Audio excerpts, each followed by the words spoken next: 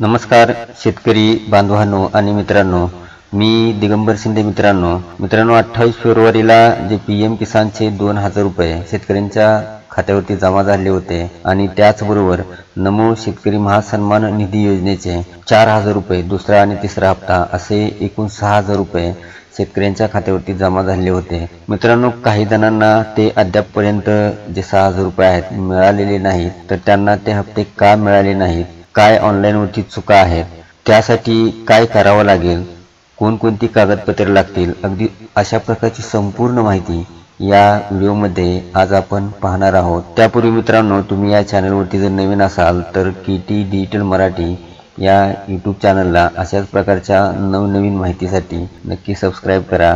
तर मित्रांनो, चला तर व्हिडिओला सुरुवात करूयात।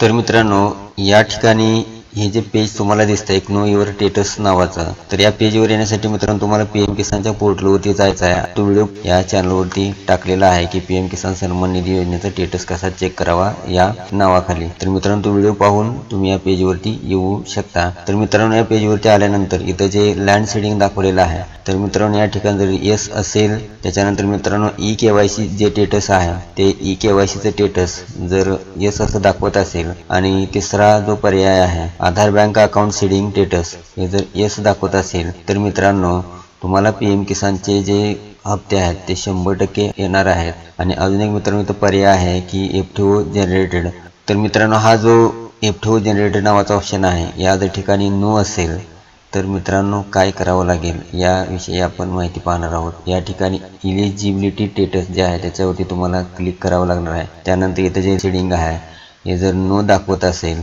तर मित्रांनो तर तुम्ही 7/12 उतारा काढून तुमच्या तालुक्याचं कृषी कार्यालय आहे त्या कृषी कार्यालयामध्ये तुम्हाला 7/12 जो आहे तो त्या ठिकाणी नेऊन द्यावा लागणार आहे। एकतर डिजिटली स्वाक्षरित काढा किंवा तलाठी भाऊसाहेब यांच्या सहीचा काढा। त्यानंतर मित्रांनो दुसरा जो ऑप्शन आहे ई केवायसी स्टेटस, इथं जर मित्रांनो नो असेल तर मित्रांनो तुमची केवायसी करायची राहिलेली आहे। यासाठी मित्रांनो तुम्ही स्वतः मोबाईलवरती किंवा ज्या ठिकाणी सेंटर आहे त्या ठिकाणी जाऊन सुद्धा तुम्ही केवायसी करू शकता। तिसरा जो ऑप्शन आहे मित्रांनो इथं आधार बँक अकाउंट सीडिंग स्टेटस, इथं मित्रांनो जर नो दाखवत असेल तर मित्रांनो तुमच्या बँक अकाउंटला जे आधार नंबर आहे तो आधार नंबर इथं लिंक नाही असं समजून घ्यायचं आहे। आणि तो तुम्हाला लिंक करण्यासाठी तुम्ही ज्या बँकेचं अकाउंट यापूर्वी दिलेलं होतं त्या बँकेमध्ये जाऊन तुम्हाला त्या ठिकाणी केवायसी करावी लागणार आहे किंवा पोस्ट ऑफिसमध्ये अकाउंट तुम्हाला काढून घ्यावं लागेल।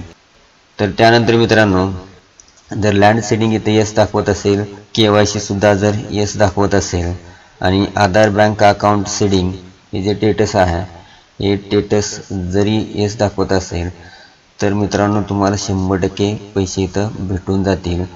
आणि जर एकदा जर का पीएम किसानचे हप्ते चालू झाले किंवा पीएम किसान सन्मान निधी योजनेचे जे हप्ते आहेत ते मिळायला लागले तर नमो शेतकरी महासन्मान निधी योजनेचे हप्ते सुद्धा तुम्हाला मित्रांनो भेटून जातील। त्यासाठी वेगळं काही करायची आवश्यकता नाही।